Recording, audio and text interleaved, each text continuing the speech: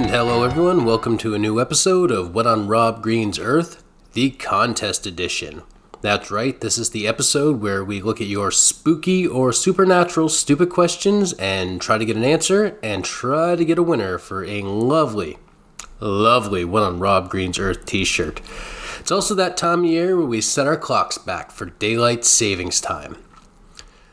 Daylight savings time, one of the stupidest traditions we've ever fucking had and upheld. It might have been great back in the 1800s. Sucks demon nuts now. We shouldn't do it. Put it to you like this. Say you fell down a hole and someone went and got a rope and threw it down to you, but it was just too short. So then you say to them, "Hey, I've got an idea. Let's cut the top off the rope and tie it to the bottom, and then I can reach it." They would just leave you down the hole because you're a fucking idiot, and that's where we should leave daylight savings time. And that's really all I've got to say about that before we get to the episode. However, if you will allow me one other little tangent, and really it's my show, you can't stop me, so anyway, I want to send a huge shout out and congratulations to two really good friends of mine, Alex and Kylie. Congratulations on your engagement, as if you needed another reason to throw a great party, but I digress. Congratulations, guys. Moving on, this person who's going to be on the show is super busy, but I have been a huge pain in her ass to get her on the show because I am a huge fan of her work and her show. But instead of ranting and raving and gushing like a lunatic fanboy, I figure might as well just get into it. We'll get this lady on, and we will get a winner for that t-shirt. All right, folks, I'd like to introduce my next guest. Huge fan of their podcast. This is one half of the hosting duo, Z, or how do you go professionally? Just Z, or? Nowal Massari is the full name, but Z is just easier for everybody to remember and say. Fair enough. Well, Z, thanks for coming on. I've been bugging you for a while. Thanks for having me. So, give everyone a little bit of your background before I jump in with all my questions. Well, born and raised in Portland, Oregon. I write, I do stand-up, model and act on occasion, and I co-host a weekly podcast called Ghosts-n-Heauxs, where we talk about true crime and all things paranormal. Heauxs, not that. HOES, guys. Get your fucking Correct. minds out of the gutter. Because we're fancy. Yeah. I mean, you will put their mind back in together at times when they're listening, but just going into it, let's stay clean, guys. So it is a podcast about the supernatural and true crime. What do you prefer? I don't really think I have a preference when it comes to either one of those. They both fascinate me in different ways. I just like to learn about all that kind of stuff. So yeah, I don't know. I don't have a preference. How did Ghosts-n-Heauxs become a thing? So my best friend and I have been paranormal investigators for about 10 plus years now. And it was suggested that we start a podcast, and we were like, oh, I don't know what that is. And so we eventually started listening to various true crime and or paranormal podcasts, but there weren't really any shows out there that we were like, yeah, this has great information on both of these things. Because most of the podcasts that we found that combined both true crime and paranormal were put on by people who weren't experienced in paranormal investigations. Mm-hmm. And so we were just like, well, I guess we should start our own since there's not one that we like to listen to. So yeah, there wasn't one and we started one. And there you go. How do you pick your stories? I have a giant list of ideas that most of the time I forget that I made and end up just finding something random. People will send us ideas. There's just always those cases, whether they're true crime or paranormal cases, that interest you. So I write them down so I don't forget. My co-host and I never tell each other what story, like specific story we're doing each week. So it's a surprise. We will tell each other, be like, okay, so what do you have this week? Oh, I've got murder and aliens, haunted location. That way we can kind of be like, okay, well, if we both have a haunted location, hopefully it's not the same one. It hasn't happened yet. You've come pretty close though, haven't you? We do a random thing where we like to brain twin, where we've accidentally themed episodes before.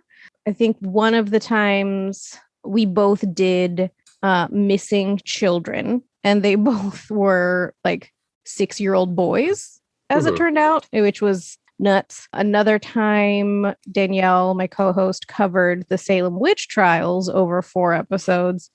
And the first episode she did it, I also had a story from the same time frame about witch trials, but not the Salem witch trials. Mine was in England. But yeah, just stuff like that all the time, which is completely unintentional every single time. And we're both equally surprised every time it happens, even though it happens a lot. Now, as far as your coverage of the witch trials goes, I actually had a question about that. Yeah. Was there ever in any of your research a name more fun than Dorcas Whore? There is not. The best part is I did not research that. That was not my coverage, but I can tell you right now that no, that is quite possibly one of the best names I have ever heard in my life. You all seem to thoroughly enjoy that. I listen to your show as I'm driving to work every morning. I got a bit of a trek, so I put that on. I'm trying to get caught up on all the back catalog. Oh, yeah. And I just had to pause it so I could laugh and hope I didn't veer off the road as I'm wiping the tears from my eyes. That was a really good name. So that's one of our favorite things to point out, is amazing names like that. I think one of my other favorite names that we have talked about was when Danielle covered the Hinterkaifeck murders, and there was a woman named Anna Dix. I was like, I'm sorry. And she tried to keep telling the story as if that wasn't the most hilarious thing I'd heard all day. And I'm like, no. You cannot gloss over Anna Dix. We have to talk about this. And we did. That story could have a part that happens in the apartment right next to me as we speak, and I'm not hearing anything but Anna Dix at that point. Yeah, there have been some fantastic names over the last 2+ years. So how do you put your stories together for the show?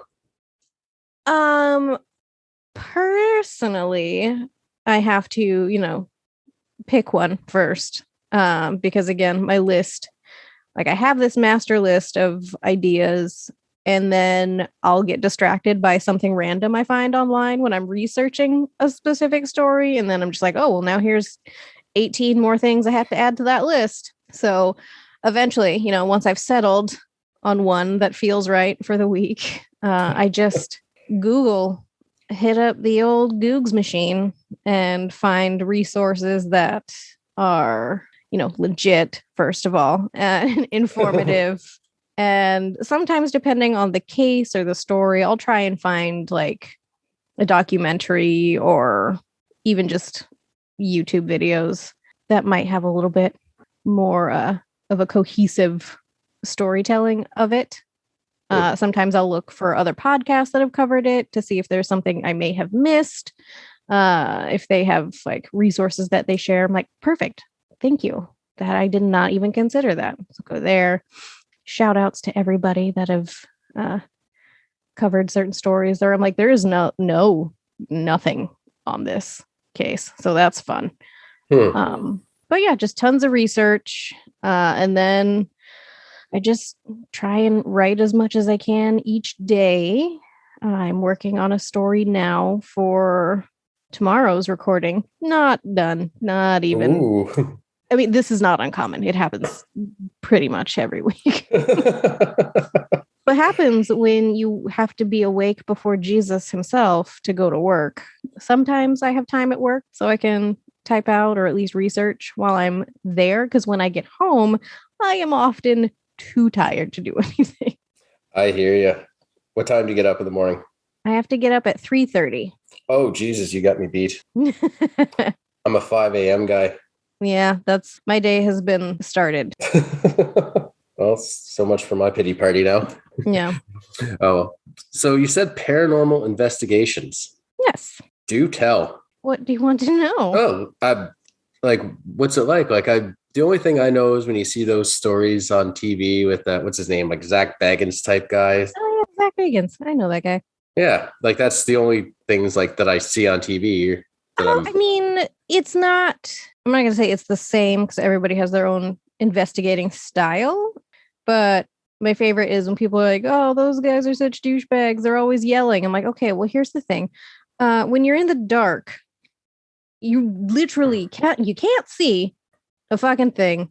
So when you hear any noise, it's gonna startle you. That's just how being a person works. You're gonna hear something in the dark. You're gonna be like, "Oh dear Lord, what? Why? What is it?" You're gonna be that is very normal. I have been startled many a time. Usually it's nothing, but sometimes it is something. But yeah, my best friend and I have been doing it for, like I said, a little over 10 years, I think. Yeah, it's just, we're just all a bunch of adults talking to ourselves in the dark. So sometimes things talk back, sometimes they don't. It's never as exciting as it seems on most of the shows, but that's because those investigations that are being filmed are usually taking place over multiple days, and it's all the evidence collectively from a multi-day investigation. It's not all of that is not happening in one it's day. just a highlight reel basically that you're getting. Yeah, exactly. And that goes for all of the shows. It's never just a single night. Though you can have very active locations, but yeah, it's a lot more boring than people think it is. It's truly never like you're not being chased like a Scooby-Doo cartoon by some ghost. I mean, has it happened? Probably. Has that exact thing happened to me? No. I've only left one investigation, and it was my very first. And I mean, really, people that give investigators shit for screaming when they hear something scary in the dark are the same people that scream while watching a movie and there's a jump scare. It's just your TV. It can't hurt you. You don't know what's in the dark. Exactly. There's a whole list of things that it could be. You're like, okay, it is a ghost. There is some kind of entity here. Or my biggest fear, there's a person here that we didn't know was here. And that is scarier to me than running into any kind of ghost. I think a big source of skepticism is when you watch the shows and the people have hauntings in their houses. A lot of times they always lead into the story of them being haunted with, well, they moved in the house, then they ran into some financial troubles. They were having trouble paying the mortgage, and then all of a sudden the house was haunted. And I've asked the bankers, haunting grounds to break your mortgage, and apparently it's not. So it is not. It is not. Some people hope, but no. Is that a thing though? That people try that just? I mean, as a last ditch effort just to get out. It can be a thing. I've covered one, maybe two cases where that's a thing, but there are also people, of course, on the other side that are like, well, they're just trying to get out of they didn't have enough money, so now they have regrets and they're trying to get out of this. But also the people are like, no, really, like we wanted to spend our entire lives here and this we cannot do it. So yeah, I mean, I guess it would just depend on the situation as to whether I was like, yeah, they made a mistake and they want out of it, or I'm like, no, there's really something here. Just on a case by case basis, I guess. I feel like in most cases they would just say, oh, we found asbestos or mold or something unsavory. Yeah. Not the ghost of an 18th century pirate who's trying to make me walk a plank that doesn't exist every night. Yeah. It just really depends. You've been doing that for about 10 years. Like, was the first one your scariest one, or were you just kind of green there? Or if the same thing happened now, I would not have left. So that one was definitely because it was alarming and it was my first investigation. Was it? I think it was my second. They happened really close together.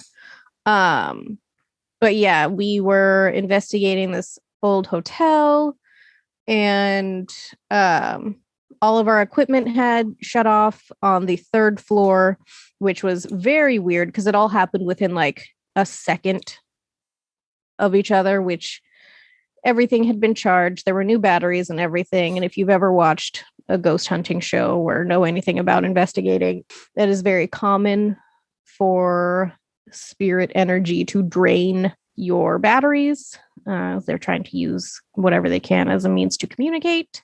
So all of our camera equipment died within like about a second and a half of each other. So we went back downstairs to get new batteries, plug everything in for a little bit. And we were running a spirit box session, which you've seen happen on every ghost hunting show. It's where they have the little device, they start asking questions, and then you hear something come through. The one we had at the time was known as a shack hack box, which is just basically an older model AM/FM radio that has been like a little pin or something in it has been removed or whatever. I don't know technology very well. Our one investigator, her husband did it for us. And it basically just keeps it scanning constantly. Like it just doesn't stop scanning. Okay. Sort of like a police scanner, maybe. So we're investigating, we're asking, we're like, oh, we'll just do a little spirit box session. And so we're talking and it just gets really quiet. And that's not normal.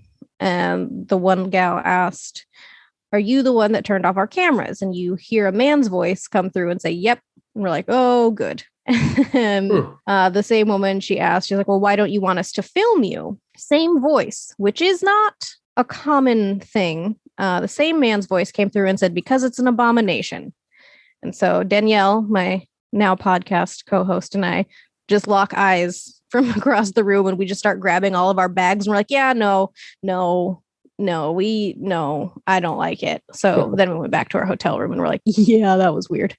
That was very scary. But that is, in the moment, it was very scary because it was a very strong voice. Like it came through. There's no way anybody could doubt what they were hearing. Because there were four of us. And the two other gals that were with us were like, what's an abomination? We're like, nope, we gotta go. Absolutely not. Nope. I don't love that. Come on, we'll tell you back at the hotel. Yeah, we're like, just get your bag and we'll just walk back over to our hotel room. So yeah, looking back now, we'd be like, yeah, no, we would stay and keep asking questions. But since I think that was maybe Danielle's third investigation, and it was either my first or second, so we were like, absolutely not. The scariest one, though, I think happened. It was not even an official investigation that we were doing. It was just me, Danielle, and our friend Isabella in Jerome, Arizona. We were actually just on vacation. And our friend Isabella is also an investigator. And so we went to visit her. She lived in Phoenix at the time. And we went to Jerome, which is a great little town. It's so fun. Haunted. She haunted. So we were there. I've talked about it before, but there's an old jail that's there that slid down the hill because of a mine blast that someone had. It was a little too jazzy. And so the jail kind of slid down the hill. It's like one of those old Mayberry style jails where it's just like the one room and I think one cell, maybe two. It's hard to tell because, it's a crumbling building and I haven't been there in a while. But we were walking around at night and we walked by the old jail and we were going to do like a little EVP session. And that is the kind of basically just like a dictation recorder. You can buy them at Best Buy. Yeah, you don't have to have a super fancy one. That's another thing. But so you use that, you play it back, and then you're like, hey, that's a voice that definitely wasn't with us. So we were there and we walked down the stairs and it just got a little too quiet by the jail. Just a little. You're like, that doesn't feel right. I mean, Jerome is such a small place that it does close relatively early. So there's not going to be a ton of like noise, like people partying, whatever. But still, it should have been like, crickets at nighttime sounds that just kind of stopped. And we were like, okay, well, that's weird. Danielle walked not very far away from me. She was going to put her EVP recorder in the jail cell. And all of a sudden she just kind of stops and she's like, I can't move. I can't go forward. Like something, I literally cannot. So she starts walking back. And my friend Isabella at about the same time, she's like, it smells dead in here. It smells like something has died down here. And then as she says that, I feel a hand on my throat. It was not Isabella. I can tell you for sure it was not. And Danielle was frozen, so we know it wasn't her. But she was still too far to reach me. And I just felt like a hand kind of close around my throat for a second. And then we left. We were like, absolutely not. And then when we listened back to our recorder later, because there's a metal railing going down. There's some stairs to the old jail. There's a metal railing. And when we listened back later, you can hear something coming up behind us, kind of like someone has a ring on. And like, as they're going up the railing, you can hear like, it's very weird. Holding their hand on it, and you can hear the ring scraping. Kind of, and you can hear it like tapping a little bit. It was very creepy. And then we listened to the part where right before I choke, you can hear Isabella be like, it smells like something is dead down here. And it's the creepiest voice I have ever heard in my life. I would say if it were to have a gender, it would have been male. But she's like, it smells like something is dead down here. And you hear this man voice say, I am. Oh. Yeah. And I was like, I hate it. I hate it so much. Oh, yeah. And like another thing, living or dead, if you're going to choke someone, ask them if they're into that shit before you try it. Exactly. Consensual choking is fine if that's what you're into. Don't surprise somebody with it. Nobody wants that. Just because you're dead doesn't mean you have to be a dick. Exactly. So how much time do you guys dedicate to the old paranormal investigations? We haven't in a while, because of the world. But now that things are opening up again, we really do want to start getting back out there and investigating again. So when you're going full blast, like do you do like one a month, every few months, or just as they kind of come to you? Just as they come to us. And usually it happens when we're out of town, mostly, because there are some haunted locations in Portland where we're based, but either they are very, very difficult to get into because the people are like, no, we're not haunted, get away from here.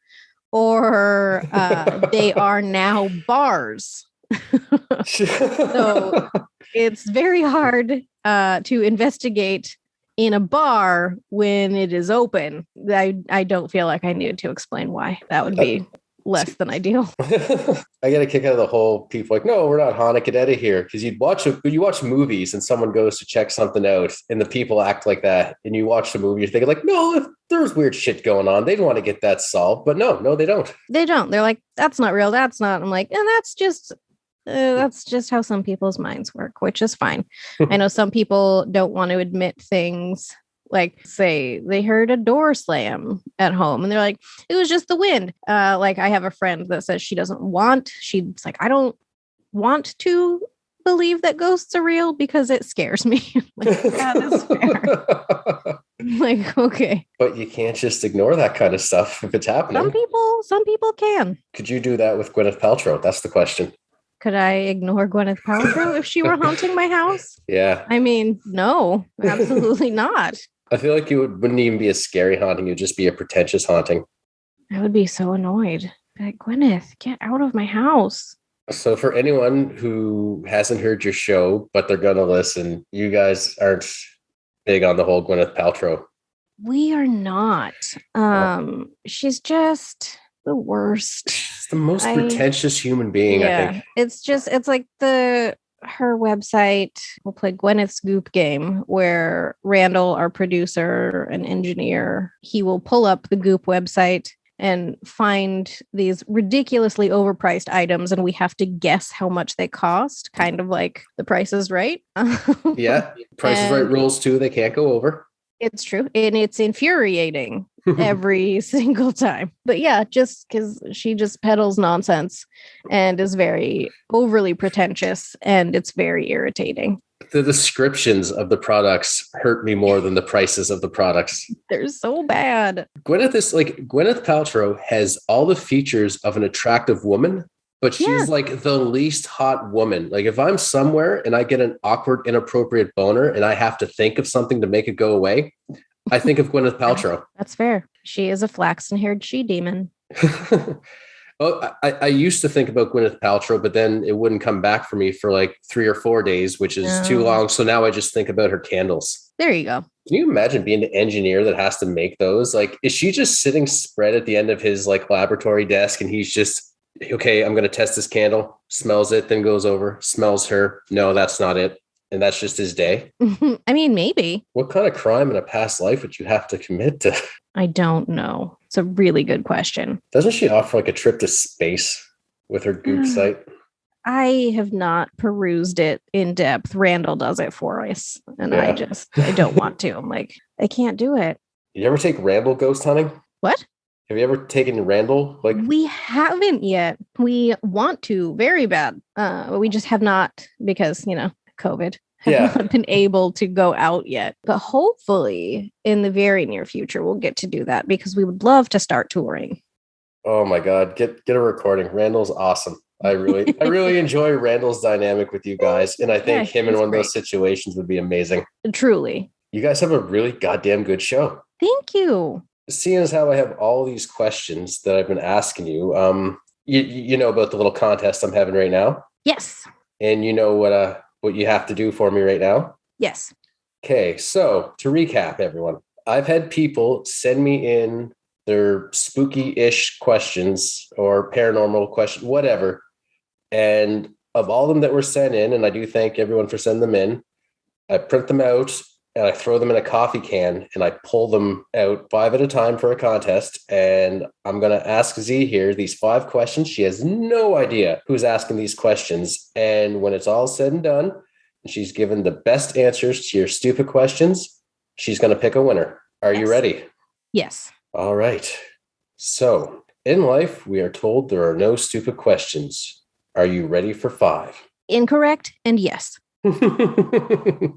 Question 1. Where do ghosts go to the bathroom? They don't. They don't? No, they do not. Not that I have ever encountered. And I don't really know how you'd tell unless you caught them doing it. Do you think the ones that don't know they're dead think they're going to the bathroom? It's entirely possible. That's just my own curiosity. That's not one of the questions. Is that a goat? Is he taking a leak? I mean, is he trying to? Like, what is happening? Just some guy that was loaded drunk just died on his way to the bathroom in a bad accident, and his last memory is that he had to pee really badly. Entirely possible. I have never encountered it, but I don't think that they do. Fair enough. Okay. Second question. What's something that smells really bad but doesn't keep you from smelling it over and over? What? Something that smells really bad but that doesn't keep you from smelling it over and over. Oh, so it's like one of those things where like this is disgusting, but you're like, I'm gonna smell it again anyway. Yeah. Okay. Oh, my first instinct is just to say durian fruit, which is absolutely monstrous. It smells like a corpse died eating onions and farting in a garbage dump on a hot summer's day. Jesus fucking Christ. Yeah, it's bad. Ugh. It's really, truly terrible. I have had durian flavored wafer cookies before that were not terrible, but when you open the bag, it definitely smelled like onions and fart. And then it had kind of a oniony aftertaste. But then I tried fresh durian in a smoothie at a restaurant. It's a Vietnamese sandwich restaurant. It's really good in town. Mm-hmm. And I ordered a durian shake at the drive-thru. Whoever was taking my order just kind of went silent for a second. And then they came back. They're like, are you sure? It's like, yes. So when I pulled up, they handed me my sandwich and then they handed me the shake with the straw already in it because the guy wanted to see me drink it in front of him. And he just had this smug, knowing look on his face when he handed it over. And I, being spiteful, was like, great, thanks. And took a big old drink of it and had to somehow maintain my composure as if I weren't consuming the absolute most disgusting thing I have ever had in my life. And I was like, awesome, great, love it, thanks, bye. And I drove away. And then I handed the smoothie to my boyfriend at the time. And I was like, throw it out of the window. I don't want this anywhere near any part of me ever again. He's like, you don't want to finish it? And I'm like, I would kill you first. No, throw it out the window. Get it away from me. This story doesn't end with him insisting and then you killing him. And that's why he was your boyfriend at the time. This story. No, he's not actually dead. He is dead to me, but he is not physically deceased. That was a very long time ago as well. But yeah, durian is my answer. Because it's even if you wanted to try to stop smelling it, you kind of can't because it just gets in your sinuses. Oh, I will avoid that. Yeah, at all costs. Those two. It's awful. Third question. If you were to build a Frankenstein monster, what qualities would you want to give it? Bill Hader. Bill Hader? End of list. So basically you just want Bill Hader. Yep. Okay. Just recently, because I don't take my online dating profiles at all seriously, and you can tell when you see them, if you ever happen to run across them. My bio is, this is all an elaborate trick. I'm just 2 Devon Sawas in an overcoat. And one of the apps asks a question. I think it's Bumble maybe, but it's like, if a genie granted you 3 wishes, what would they be? And my answer, 3 Bill Haders. Why Bill Hader? I can't explain it to you. I do not know. I just love him. He seems like, number one, the nicest guy in the history of all time. And to me, he is very attractive. And I would give anything to meet him and make him laugh. Like that is a goal of mine, is to someday meet Bill Hader and just make him laugh. And if somehow this ever makes it to Bill Hader, I can't see it. But if it does, I didn't mean that mean like, why Bill Hader? Like, obviously, like, why not Bill Hader? But I mean, just why him? Like, that's. It's a really, I just because I think he's very funny and talented. I have listened to a few podcasts that he's been a guest on. And then somebody asked him about anxiety once, because he is very public about his dealings with his own anxiety, which is great for someone who is also very anxious all of the time. He was talking about how it's kind of like trying to build a house of cards on a speeding boat. And I was just having one of those days. I was listening to this podcast while I was eating lunch in public. And then I heard that explanation and it was just the right timing, I guess. And I just like welled up and started crying because I'm like, oh, it really is though. But yeah, he's very funny, very kind, very talented. And yeah, Bill Hader, all about it. I mean, and then if you've ever listened to my podcast, I've said entirely inappropriate things about him. I apologize, but also I do not. I'm sorry, but if you're into it, I meant it. She's sorry, but she's not sorry. Exactly. Well, in that case, question 4. When you yawn, does a ghost ever stick its dick in your mouth? It has not, in my experience, that I'm aware of, no. I can't say the same for other people, but personally, no. Fair enough. I feel like that would be like funny and then awkward for like the ghost. Hey, check this out. I got my dick in his mouth. Yeah, but like, also, how would you know maybe? I assume that would be part of the novelty for a ghost. Like he doesn't even know. And then he's just standing there after the laugh sounds like, I'm just going to stop this now. This has been strange. So you don't think they do it at all? I mean, they may. There's definitely some frat boy that's died and thought it'd be hilarious. There are absolutely pervy ghosts, and I have encountered a couple of them, yes. But have they touched me with their penis? No. Okay. Hands, yes. Perverts. And it was actually, I think, it was both times we're in Arizona. One time, separate from the choking, a ghost ran its hand up my leg while I was in the shower. Creepy. Mm-hmm. And I know that it was not one of the people I was with because I was in the shower alone. Then another time was in Tombstone, Arizona, and I got my vagina grabbed while I was mid-conversation with one of my girlfriends. And I know she didn't do it. She was in front of you. She was directly in front of me, and I believe she had a drink in her hand. And normal length arms that she couldn't just slink across the ground and sneak up behind you with. Yeah. Fair enough. Pervy ghosts, choking and groping. Yep. Jesus. Okay, so this last one I pulled out of the coffee can. I got to give you a little background on it, maybe. Okay. So around here in Nova Scotia, there's a place called Caledonia Mills. Okay. And they have there what used to be called the Mary Ellen Spook Farm. It was a farm where it was like the 1920s and before. This family of a husband and wife and their adopted daughter, Mary Ellen, kept having just random fires break out. And a lot of people, after a while, thought it was her. Do you know this one? I have heard this. It's the fire spook of Caledonia Mills? Yeah. I have heard of this one. I haven't covered it yet, but it is actually on my list. Wow. I imagine you will do it quite a bit better than I'm doing it right now, which is sad because I'm from here. But yeah, so apparently for anyone not listening, if you were to go to the property and take something and bring it to your house would catch fire, is what the superstition is. That's actually a fairly common superstition. Oh. Like, I believe it was there's the Bell Witch and the Bell Witch Caves. And they say if you bring any, like a rock or anything home from there, then you will be haunted. I think my dad's got a story. He did some workout in that same area and something happened. I'll ask my mom. I'll ask my dad and he'll just tell me he doesn't know what the fuck I'm talking about. But my mom will remember. It's like, oh, I remember it. I love it.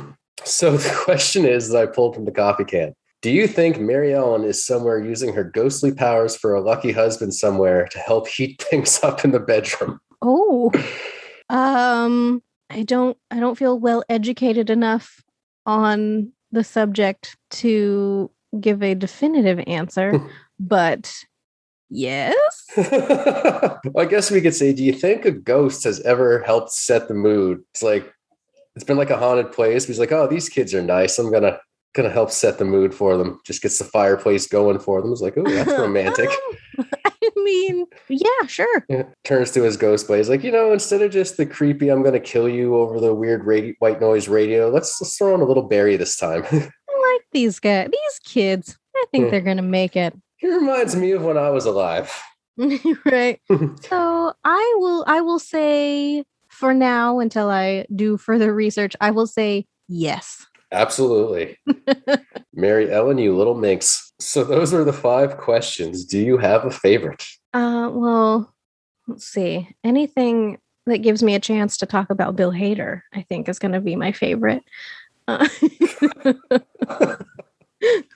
it's also entirely arbitrary because I will find a reason no matter what. But yeah, I'm going to go with the Frankenstein's monster question. Excellent. We have a winner. Sweet.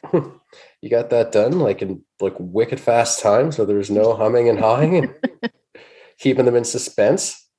Yeah. I feel like I didn't have a good enough definitive answer for the majority of the other questions. That's fine. They're all and stupid. Then also, I truly hate durian, so sorry to whoever asked that question. So our winner is Ashley DeYoung. She's in Scotland. Yay! That is one of the places on my list to go next. There you go. I haven't been there yet, so maybe I will see you whenever I go over there. If you're going there, just let me know. I'll announce it over the podcast. She can find you and you can autograph the shirt that you helped her win. Oh, yeah. Excellent. So out of those questions, not only did we get a winner, I just found out about pervy ghosts, and I'm a little weirded out right now. You should be. There is a phenomena called it's spectrophilia, where people are attracted to ghosts. And also there are those that claim to have had sexual relations with a ghost. I cover it in depth on the show. This is a while ago, but it's I don't know what number the episode is, but it's called Spectral Sex Guests. And it made Randall real mad, and it was real funny. Oh, is that Amethyst Realm girl? Yes. And for some reason, I don't know why, there's been a resurgence of people talking about spectrophilia lately, which is it's insane. So just as a reminder, I covered this months ago. Oh my God. Yeah, that cracks me up. That didn't she break it off with her ghost boyfriend because he got hard on the drugs? Yeah, her ghost fiance. Right, fiance. I'm sorry. Okay. I didn't mean to trivialize the relationship that they had. But yes, he fell in with the wrong crowd. I guess. Okay. Yep. Yeah. Randall is definitely not a fan of hers, and it's very funny to listen when he gets in those moods. It's very funny. To your knowledge, can a ghost consume substances on our realm? I don't think so. I don't. They don't have, number one, they don't have a physical corporeal body with which to consume things like a living human person. Could they try? Probably. Just depends on how strong their desire and energy is for this activity. And that also means they would have to be an intelligent haunting, which is something that can interact with the living. Now, if it were just, there's another kind of haunting, and I always forget what it's called, and not like scientifically, because that's not really a thing. But it's just kind of like things replaying on a loop. So like I hear and see a ghost train at 3:00 in the morning. It's like, okay, well, it's just an imprint of something happening. It has no idea that you're there. It's just doing its own thing. So could you potentially run into, like, see a ghost, maybe doing a line? Maybe, if that's the last thing he was doing, or if that's what was really important. I don't quite know how they work, but you're like, yeah, I see this guy just fucking bringing a sandwich out of the fridge and smoking a joint every day at 4:20. And you're like, oh, well, then maybe that's just really what he loved doing, and he's doing it on a loop for eternity. Fair enough. I mean, Residual haunting, that is the one I was looking for. Whatever your happy place is, ghost. But so if she's interacting with this ghost, there's not a chance that he was just going out with his friends, heading to the bathroom for half an hour, then coming out lit up as fuck, and then going home and... No, I really don't think so. Grinding his non-corporeal teeth as he's just going on with nonsense to her. She just had enough. But I mean, I've really never encountered that kind of ghost, I guess. So is it possible? Sure. Who's worse for Randall, Gwyneth or Amethyst? Oh, that's a real good question. It's going to be close, but probably Amethyst, I think. You got to ask him for me. I will definitely ask him. Who is the queen of the fuck you club for Randall? The queen, I think reigning champion, is Gwyneth as a whole, but for Randall personally, I will ask him because I'm actually going to see him today. Excellent. I'll let everybody know what the answer is, and yeah, you guys, you got to listen to Ghosts-n-Heauxs. Yes, please. Mm-hmm. So when you say go touring, is that just doing some investigating, or are you going to be doing some stand-up, or what's all involved in that? Would love to do some live shows for Ghosts-n-Heauxs. We do love a good live show. Oh, that's interesting. Mm-hmm. Yeah, we would love to. So how do you go about doing a live show for a podcast? Same as doing it in a studio. You have an audience, so you just tell your stories, and there are people there. Well, you book somewhere the same as you would like if you were performing stand-up, for example. Yeah, kind of. We've done a few live shows in the past, so we want to do more of those, please. More live shows about the dead people. Mm-hmm. Do you guys have merchandise? A little bit. We're working on it at the moment for shirts, which we've been saying for almost 3 years. Sorry. But we are currently working on some water bottles. We've got stickers. If you want a signed print, we can make that happen as well. Yeah, we've got stickers that say Hexes and Hoes, which is our sign off. Got stickers that say fuck you, Bob. We've got one of our friends did our very first cover art. It's just a very cool drawing of me and Danielle. Mm-hmm. And we have stickers of that. And because I am terrible at knowing how big stickers are, I have ordered the wrong size of stickers exactly twice. Once I ordered them too small. They were too small. Mm-hmm. They're like the size of an American nickel, I believe. And then I was like, oh boy, that's not what I meant. And the other ones, too big. They are large. I think I actually have them right here. So as it turns out, the one I meant to order was 2 by 2. because this is oh, you can't see me. I forgot. I don't have my camera on. But yeah, we've got stickers. We have some magnets with some of our sayings on them. One of them, Jim Caviezel, take the wheel. Necrophilia is never great. And then our main logo, Soup's Balloons. And yeah, I'm gonna fuck your house, Bob. I'm waiting for the hat that says "Don't blame Satan, you're just a bitch." Did we say that? Yeah. Oh, that's a good one. I'm gonna write that down so I don't forget it because I just did. Don't blame Satan. We're hilarious, guys. You guys are hilarious. We also want to make a hat for Randall specifically that says "Big Country." How many eyes in Big Country?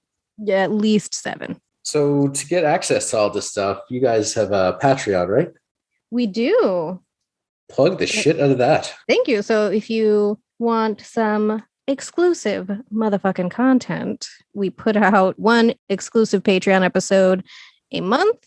For October, we covered the origins of Halloween and some very spooky things that happened on Halloween's past. We've covered the Manson family.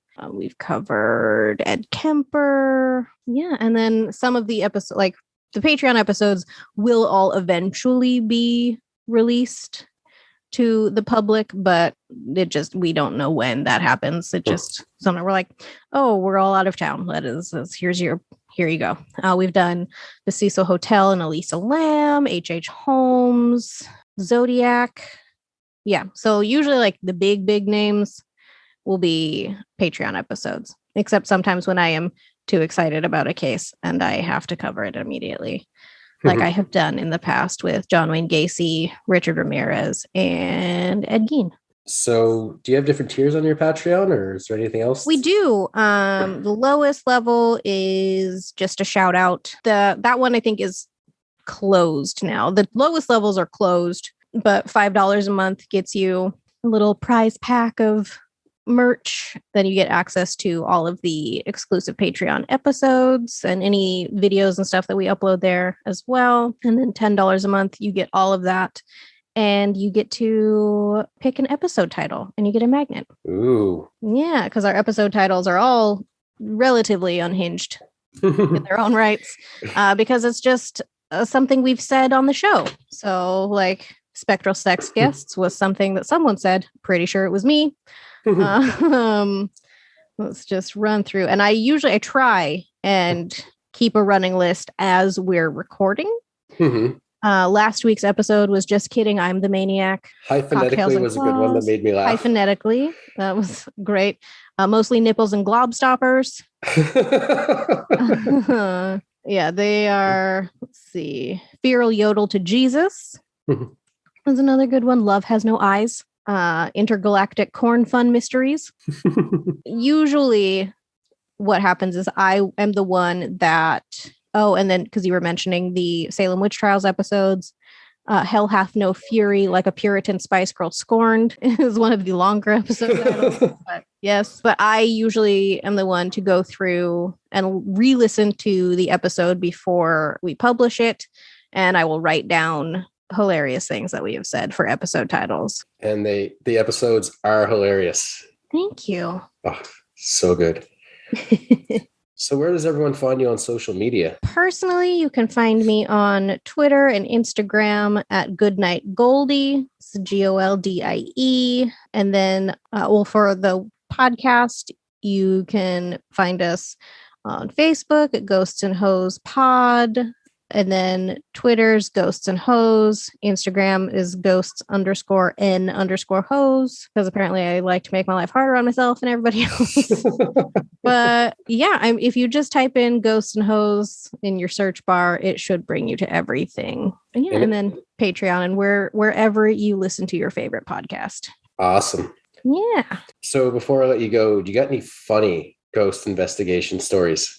Yeah. I think my favorite was when we went to the Stanley Hotel in Colorado, which is where Stephen King wrote The Shining. Or no, sorry, not The Shining. What am I thinking of? Yes, it's The Shining. It was The Shining. Yeah, it's The Shining. I'm just gaslighting myself. Don't worry about it. But yes, so that is what the hotel is based on, is the Stanley Hotel. It was filmed at Timberline Lodge in Oregon. But yeah, so we went there for our first like paranormal convention in 2013, I believe, which was really fun. Lots of really cool stuff happened while we were there. But my favorite and possibly the funniest was we were doing a Ouija board session, and whomever was on the other unseen end used the board to call Danielle a whore. Oh. It was rude, but also incredibly hilarious. Wow. The nerve. Like, the audacity of you. How fucking dare you? Right. It was very, very silly. All right. So the last duty you have as a guest on the show is to cue the outro music. All right. Well, I guess I'll sign out by saying hexes and hoes, y'all. Hit it.